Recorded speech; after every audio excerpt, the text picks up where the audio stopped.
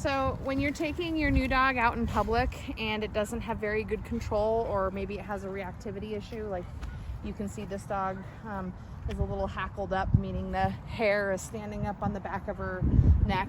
She's a little unsure and nervous. She doesn't have good leash walking skills yet.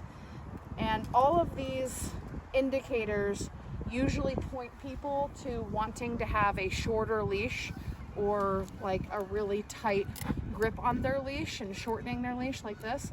But the more you restrain a dog like this, the worse their reactivity becomes.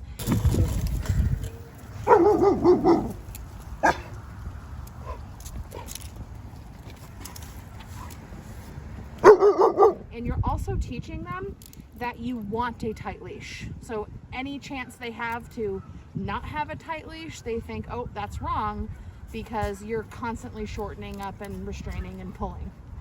While this seems counterintuitive, that's not really what you want to do. You actually want to use a long line.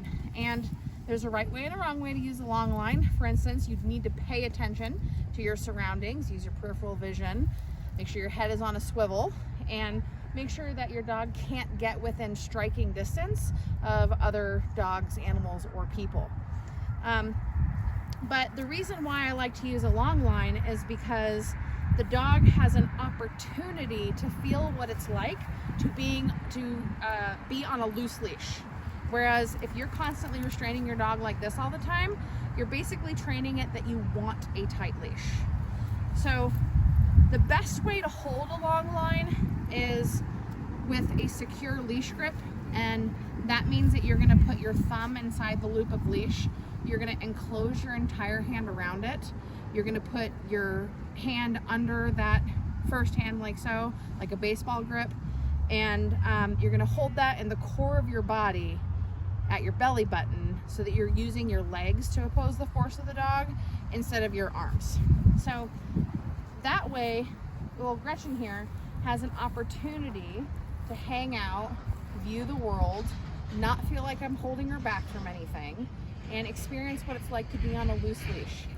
And it's funny because when we first started walking her about 5 minutes ago, her instinct was just to hit that end of the leash and have a really tight leash the entire time. And then within 5 minutes, this is what we're getting now. So she, may go to the end of the leash, but she's following Natalie for treats. But even with people walking by and stuff like that, she's choosing to stay close to us, and that's what we want. We want the dog to choose to stay close to us, as opposed to being forced to stay close to us with a tight leash. Good girl!